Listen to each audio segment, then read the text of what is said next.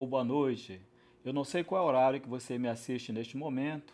Seja qual for o horário, muito obrigado por sua audiência.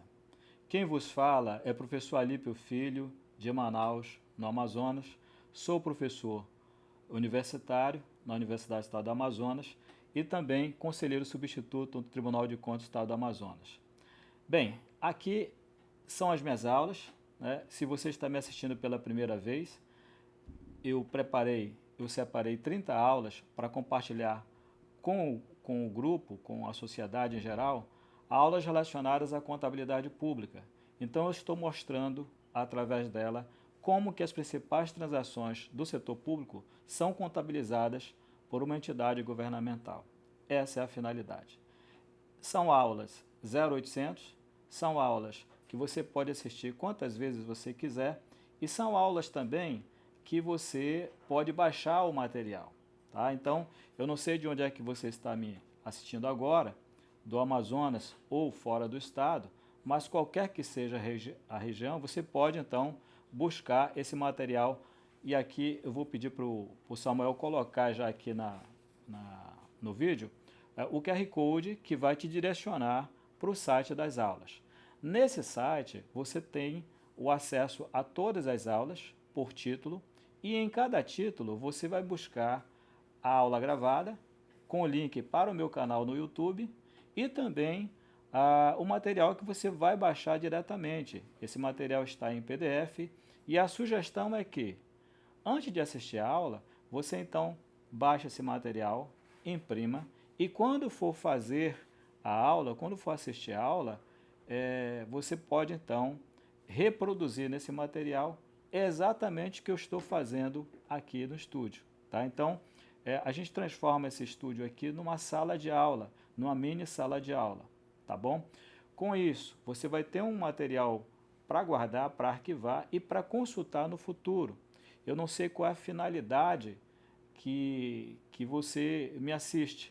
Se você é um bacharel em contabilidade, já concluiu o curso, mas quer então cobrir algumas lacunas que ficou no passado, no setor público, eu não sei se você ainda é um acadêmico de contabilidade e agora está lidando com essa disciplina. Também não sei se você precisa desses conceitos porque está se preparando para um concurso público ou se você já é um profissional da área e quer aprender mais sobre contabilidade pública. Muitas vezes, o profissional do setor público, ele tem uma visão particionada da contabilidade pública. Como assim? Às vezes ele trabalha no setor que apenas empenha a despesa, mas ele não sabe como é contabilizada a arrecadação da receita. Né? Então, existe essa situação. Ou então vice-versa, né? Ele trabalha no setor que apenas arrecada a receita, então ele sabe muito sobre a arrecadação da receita pública, mas carece de informações relacionadas ao pagamento ou à liquidação ou ao empenhamento dessa despesa. Então, as coisas acontecem assim no setor público, são todas fragmentadas. Aqui você vai ter uma visão geral de tudo.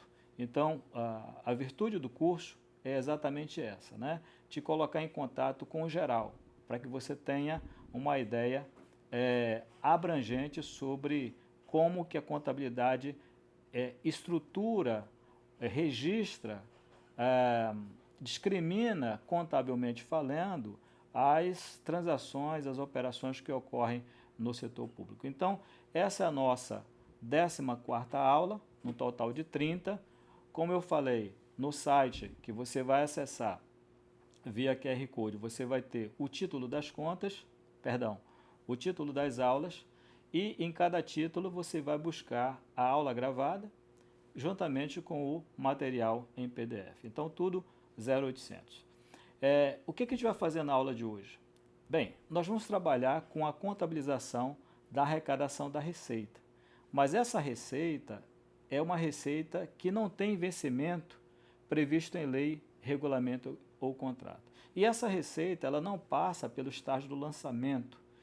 Na aula passada, eu foquei justamente numa receita que é muito parecida com essa, que é a arrecadação da receita, em que existe um vencimento previsto em lei, regulamento ou contrato, conforme determinado lá no artigo 52 da Lei 4.320 de 64.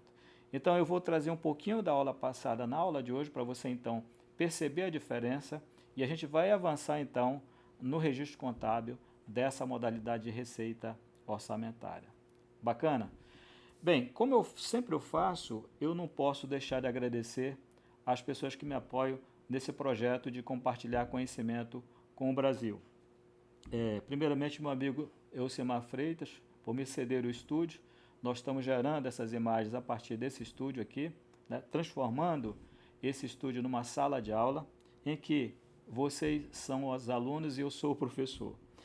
Bem, gostaria de agradecer também ao apoio do Cátedra de Brasília, na pessoa do ministro André Luiz, da presidente da nossa Audicom, da qual faço parte, que é a Associação dos Ministros e Conselheiros Substitutos do Brasil, presidente Belene Cunha, e também do presidente André Caria, que é o presidente do Conselho Regional de Contabilidade no Amazonas. Então, na pessoa de todos eles, eu agradeço o apoio às suas respectivas equipes. Bem, sem muitas delongas, vamos então para a aula de hoje. Repisando, eu vou tratar da contabilização da receita orçamentária sem vencimento. Sem vencimento. Como é que eu encontro isso? Samuel vai dar uma força aqui, já me colocar aí na tela o conteúdo da aula de hoje, que a gente então vai discorrer sobre esse tema. Tá bom? Então, vamos lá.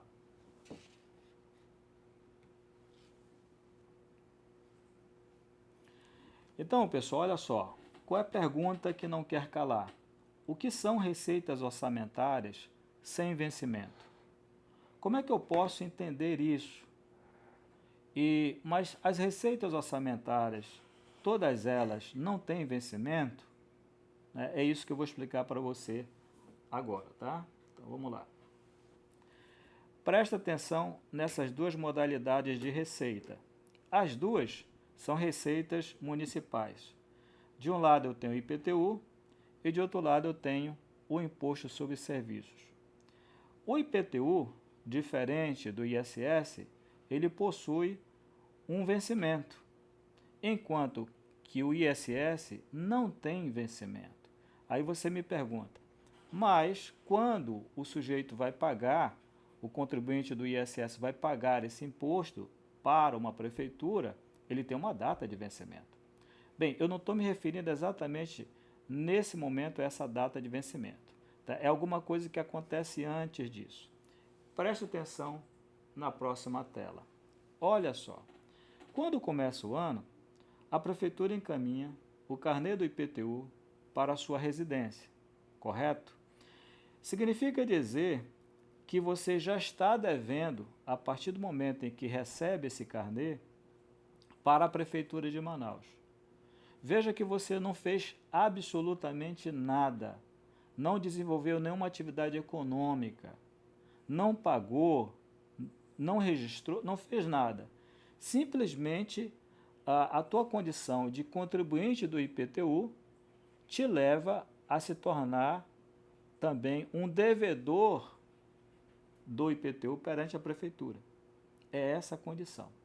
Então, existem várias receitas orçamentárias que têm essa particularidade, que guardam essas características. Um outro exemplo são as transferências constitucionais e legais. Por exemplo, Fundo de Participação dos Estados, Fundo de Participação dos Municípios. Né? Então, esse recurso sai lá do governo federal, né, para, no caso aí, a prefeitura ou para um estado. Tudo bem? Então, na verdade, é como se a União devesse já esse valor para os estados e para os municípios. Né? E a prefeitura e o estado, nessa condição de credor ou de credores, tem que, então, fazer um lançamento contábil reconhecendo esse direito a receber, né? Que é o tema, o que foi o tema da aula passada.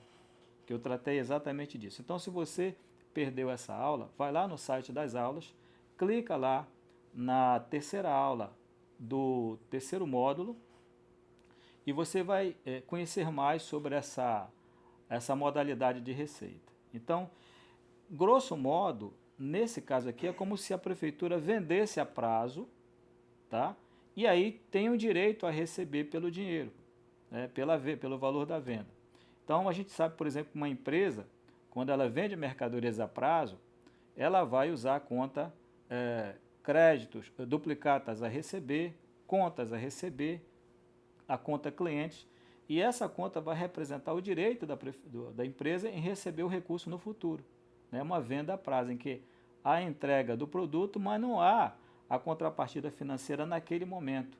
Essa contrapartida vai acontecer no futuro. Então é mais ou menos isso que acontece com essas modalidades de receita no setor público.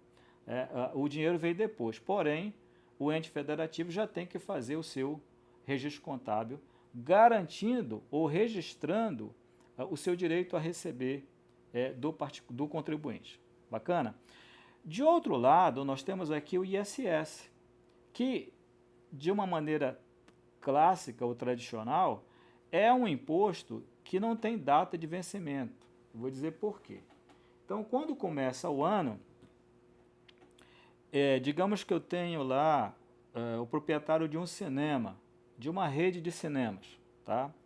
Diferentemente do que acontece com o IPTU, ele não recebe uma cobrança logo no início do ano, tá? Não recebe. Por quê? Porque para que ele seja cobrado, é preciso que haja uma coisa chamada fato gerador do imposto, tá? E para que ocorra o fato gerador do imposto, é preciso então que esse empreendedor realize alguma atividade econômica. E aqui eu estou colocando algumas dessas atividades, né? Deixa eu só frisar aqui. Por exemplo, ele vendeu alguns bilhetes para o seu público, né? E em torno ou sobre esse faturamento aqui, 20, 30, 40, 55. 55 unidades monetárias vai incidir então o ISS. Só que para que esse ISS incida, é preciso então que ele desenvolva uma atividade econômica cristalizada no ato de entrega do bilhete e receber a contrapartida financeira. Então, isso faz com que o ISS, nessa condição, nesse contexto, se torne diferente do IPTU. Deu para entender? Então, aqui eu não tenho uma receita que tenha um vencimento de imediato, quando começa o ano, diferentemente do IPTU. Aqui é preciso que o empreendedor realize alguma atividade econômica para então gerar esse imposto. Acontece a mesma coisa, por exemplo, com o imposto sobre a renda, com o IPI, né, com o ICMS. Então, essas categorias de receitas se enquadram nesse segundo plano aqui, em que não há como se saber qual é a data de vencimento. Só vai se saber depois que a mercadoria for circular, depois que o produto industrializado for ser transacionado, depois que o serviço for prestado. Então aqui está bem clara a diferença entre um e outro. Na aula de hoje eu vou tratar exatamente dessa condição aqui, pessoal. Olha só, do ISS, tá? É aqui que a gente vai trabalhar os registros contábeis. Eu vou mostrar para você, nesse caso, quando ou como que a contabilidade registra esses fatos. Vamos lá. Aula exercício 4, módulo 3. Bem, aqui nós temos duas informações. A primeira, de natureza orçamentária, e a segunda, de natureza patrimonial. Tá? Nesse momento agora, nós vamos trabalhar com a contabilização da informação de natureza orçamentária. Então, vamos lá. Bem, o que nós vamos contabilizar aqui? Tá? Deixa eu dar agora um corte, depois a gente volta para cá. Deixa eu apresentar uma coisa que eu ainda não apresentei para vocês, que é a nossa apostila de onde eu tirei esse print, tá? Então, lá naquele site das aulas que você viu lá agora no início, através daquele QR Code, você vai acessar esse material aqui, ó. Então, eu apresento, eu disponibilizo para você um PDF e aqui estão os exercícios que eu trato na aula de hoje. Então, é daqui que eu printo e levo para lá, para a apresentação. Então, nós temos aqui os registros contábeis, as contas já todas formadas, só esperando o registro do valor respectivo.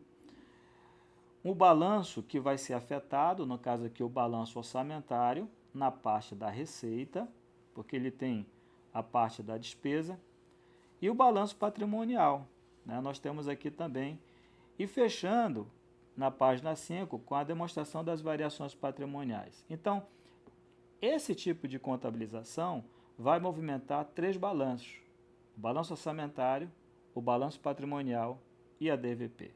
Tudo bem? Então, a gente vai voltar aqui para a nossa aula.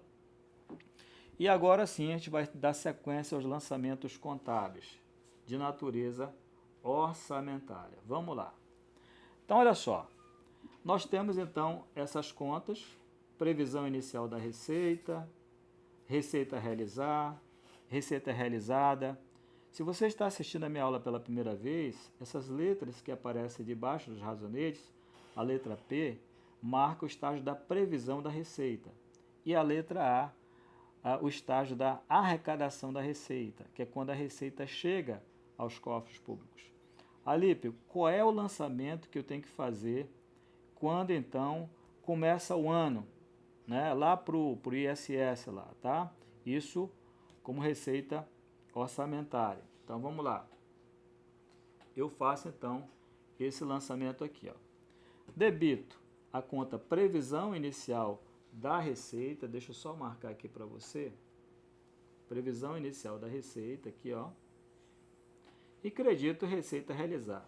Esse lançamento, na verdade, ele é muito comum nas aulas que eu estou dando para vocês. Desde a primeira aula, volta e meia eu apresento esse lançamento. Então, esse é um lançamento clássico, né? O que muda é apenas a operação, tá bom? Quando eu faço esse lançamento, então, vai ser exportado eletronicamente pelo Sistema de Informação Contábil para compor o balanço orçamentário na parte da receita orçamentária, olha só. Então, o que vai fazer? O sistema já lança aqui a receita aqui, a tributária, tanto na previsão inicial quanto na previsão atualizada, e ele totaliza aqui os respectivos valores em receitas correntes. No caso aí, o valor é o mesmo porque eu só tenho uma fonte de receita. Se eu tivesse mais uma segunda fonte, ele iria então somar essas duas fontes e registrar aqui em cima, tá? Funciona assim. Eu não tenho receita realizada, tá? Portanto, o saldo a realizar aqui é 3.000 negativo. Por que 3.000 negativo? A letra C menos a letra B. Então, no setor público, o balanço orçamentário tem essa particularidade, tá? De começar do negativo, e à medida que a receita vai sendo realizada, esse negativo a tendência é ser reduzido e zerar, ou até se tornar positivo no caso de excesso de arrecadação. O que eu faço a partir daqui? A partir daqui, pessoal, eu tenho então somente que completar o nosso balanço com os respectivos valores, conforme eu estou fazendo aqui. Depois, eu tenho um subtotal com refinanciamento. Aqui também eu vou reproduzir o mesmo valor, do jeito que eu estou fazendo aqui. Quando você então estiver assistindo essa aula, novamente com o teu PDF, você vai preencher esse PDF da forma que eu estou preenchendo aqui. Isso aqui eu não tenho operação de crédito ou refinanciamento, então está tudo em branco, tá? E eu tenho aqui um outro total, que eu vou fazer a mesma coisa, ó.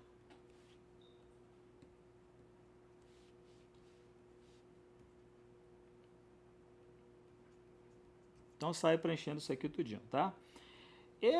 Essa linha aqui, déficit, eu não vou preencher. Por quê? Porque, na verdade, essa linha déficit é quando eu tenho despesa maior que a receita realizada. Então, o balanço orçamentário ele é formado por duas partes. Essa parte que eu estou apresentando a você é a receita orçamentária. A outra parte é a despesa orçamentária. Então, o que eu vou fazer? Somar na parte da despesa orçamentária as despesas empenhadas e subtrair das receitas realizadas. Se as despesas empenhadas for superior às receitas realizadas, então vai haver um déficit. Então, eu colocaria exatamente aqui nessa linha. Tudo bem? Então, por enquanto aqui, eu não posso ou não devo preencher absolutamente nada. E assim ficaria o nosso balanço orçamentário na previsão da receita, tá? Daqui a pouco eu vou falar para vocês como é que ele ficaria na realização. Tudo bem? Vamos então passar aqui. Agora sim, a realização, tá? Bem, o contribuinte pega então como é que se diz, a notificação, né, gerou lá o imposto a pagar, no caso aí do empreendedor que trabalha com cinema, vendeu lá os bilhetes, calculou o imposto que ele deve para o ISS, que ele deve para a Prefeitura de Manaus, então recolhe isso nos cofres da Prefeitura. Quando ele recolhe isso, então a Prefeitura faz esse lançamento. Ela dá baixa na conta Receita a realizar e traz esse valor para a receita realizada, 3.000 unidades monetárias. E aí eu fecho o ciclo da informação orçamentária ou da informação de natureza orçamentária.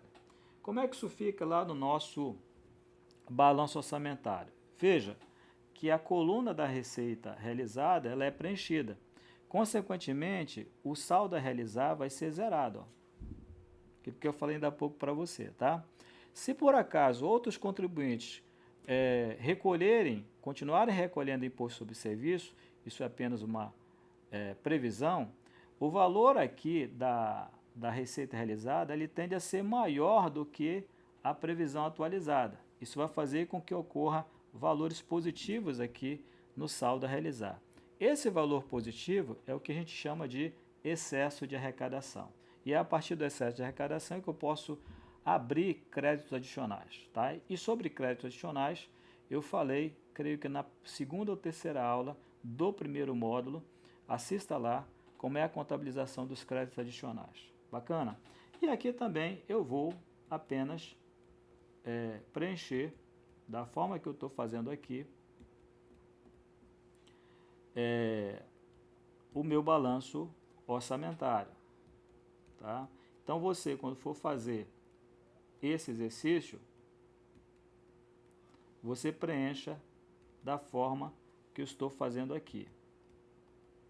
Então aqui é 0, aqui é 0 e aqui é 0. E aí eu fecho o meu balanço orçamentário. Tá? Então eu tenho esse cenário aí para a receita de ISS que não tem vencimento previsto em lei, regulamento ou contrato. Então finalizamos a parte da contabilização da informação de natureza orçamentária e aqui eu vou contabilizar a informação de natureza patrimonial. Vamos lá? Muito bem. Aqui eu estou no outro contexto, numa outra dimensão da contabilidade pública. Aqui eu preciso registrar o valor no patrimônio contábil. E esse patrimônio contábil é formado por ativo, passivo e patrimônio líquido, né? Vai impactar o balanço patrimonial e a demonstração das variações patrimoniais. Então, eu tenho uma conta aqui, que é muito comum no setor público, chamada conta única. E tem uma conta de resultado chamada impostos, taxas e contribuição de melhoria. A conta única, em termos de classificação contábil, é uma conta patrimonial, enquanto que a conta impostos, taxas e contribuição de melhoria é uma conta de resultado. Mas ambas, tanto classe 1 quanto classe 4, são contas tratadas pela contabilidade pública, no contexto do plano de contas aplicado ao setor público, são contas de natureza patrimonial. Não confundir classificação da conta em patrimonial e resultado com classificação segundo a natureza das contas no setor público, né? Além da classe 1 e da classe 3, eu tenho também a classe 2 e além da classe 1 e da classe 4, eu tenho também a classe 2 e 3 que, em conjunto, formam as contas ou as classes de natureza patrimonial. Dá uma olhadinha na minha primeira aula que eu falo um pouco sobre o plano de contas aplicado ao setor público e aí eu estabeleço essas diferenças, tá? Então aqui eu tenho a conta única. No momento em que então o dono lá do empreendimento do cinema, né, da rede de cinema, recolhe o ISS para a prefeitura, então a contabilidade orçamentária dá baixa lá, tira de receita realizada para receita realizada, e a contabilidade patrimonial, ela então faz um segundo lançamento, um lançamento paralelo, que é esse que eu vou mostrar para você agora, tá? Eu debito conta única e credito impostos, taxas e contribuição de melhoria, tá? Esse é o lançamento que eu faço, tudo bem? Aqui eu tenho um fato modificativo aumentativo. Por quê? O meu balanço patrimonial, que até então apresentava um patrimônio líquido que era zero, só com essa única operação ele vai a 3.000, ó. Aqui, ó. Então eu tenho essa conta única aqui, somente voltando, ela vai refletir o saldo dessa conta aqui, tá? Só ela, tá? Só ela. Com isso eu não tenho mais nenhuma conta no ativo circulante, também não tenho no ativo não circulante, e eu fecho o total do ativo no valor de 3.000. O meu passivo circulante eu não tenho obrigação, como também não tenho no meu passivo não circulante, mas tenho um resultado acumulado no valor de 3.000, fechando aqui o total do passivo. Alípio, como é que eu chego, como é que aparece essa conta aqui, resultado acumulado? Aqui, gente, é um processo de encerramento do exercício no setor público. Deixa eu mostrar aqui rapidamente para você. Quando chega no final do ano, todas as contas classe 4 e classe 3 vão ser zeradas, da mesma forma que acontece no setor empresarial, em que eu preciso zerar as contas de receitas e de despesas. Muito bem. No setor público, ela tem uma particularidade. As contas que são equivalentes às receitas são chamadas de variações patrimoniais aumentativas. E as contas que são equivalentes às despesas, de variações patrimoniais diminutivas. No caso aqui, nessa operação, eu apenas gerei uma conta de natureza aumentativa, patrimonial aumentativa. No final do ano, então, ela vai aparecer com esse saldo aqui, credor, tá? Como é que eu zero essa conta? Aqui eu estou apresentando uma conta chamada superávit ou déficit do exercício. Superávit ou déficit do exercício, tá? Essa conta é uma conta transitória. A função dela é muito semelhante à conta resultado econômico do exercício, que é muito utilizado na contabilidade empresarial. Então, eu vou trazer o saldo dessa conta, impostos, taxas e contribuições de melhoria, para aqui, para essa outra conta, para superávit ou déficit do exercício. Como é que eu faço isso? No final do ano, então, eu dou um débito aqui, ó. Com isso, eu zero essa conta e dou um crédito aqui. Tá? Como essa conta é uma conta transitória, a conta permanente é essa aqui, ó. É aquela que a gente viu anteriormente. Resultados acumulados. Tá? Que é uma conta patrimonial que é classificada dentro do PL. Então, depois, eu tenho que zerar essa conta aqui, que é uma conta transitória, conforme eu disse, e trazer isso para cá. Então, essa conta, ao apresentar saldo credor, significa que houve superávit no exercício. Superávit decorrente de quê? Do ingresso desse recurso lá na conta única. Então, esses 3.000 é que vai aparecer aqui, ó, resultado acumulado. Tudo bem? Então, na verdade, essa conta resultado acumulado é uma conta destinatária do processo de encerramento do exercício, tendo como intermediária a conta superávit ou déficit do exercício. Bacana? Então, é isso que nós tínhamos em relação ao balanço patrimonial. Mas, Alipe, onde é que vai aparecer a conta de resultado? Essa que você acabou de zerar. Bem, o próprio sistema contábil no setor público vai exportar, veja esse saldo, veja esse título aqui, ó, Impostos, Taxas e Contribuição de Melhoria. Esse título veio exatamente daqui, ó, dessa conta aqui, ó. Então, é o mesmo título. Isso significa que ao registrar um valor aqui, ó, o sistema lê esse valor e exporta o saldo dessa conta para essa aqui, ó, e registra esse valor aqui, tá?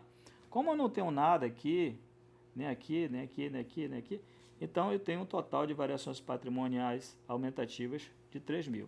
E aí eu fecho a minha DVP na parte das variações aumentativas, né? Eu tenho uma segunda parte da DVP, que é as variações patrimoniais diminutivas. Eu não tenho variações diminutivas aqui, tá? Somente aumentativas. Então, eu encerro a minha DVP dessa forma.